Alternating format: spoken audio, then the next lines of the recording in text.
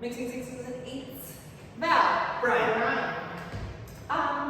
We didn't do a lot of new stuff, but it was very interesting because we actually did a lot of actual following. What we mean by that, we now have Frankie sixes, we have Frankie eights, and we had you replace one or two or three or all of the moves in Frankie sixes with an 8-count move. And this is where we talked about what that feels like to communicate and to feel that difference. For followers, the advice was to not rush, because if you end up deciding and rushing into oh, it's a 6-count, you give no chance to your partner to actually lead it. And generally, you want to assume it's a 6-count unless you're convinced otherwise, and then it's an 8-count. For leaders, the advice was make a decision early so that you're ready for the moment when you're leading that 8-count.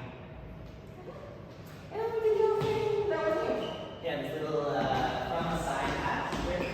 Good. Did this little arm catch. We'll show the other side.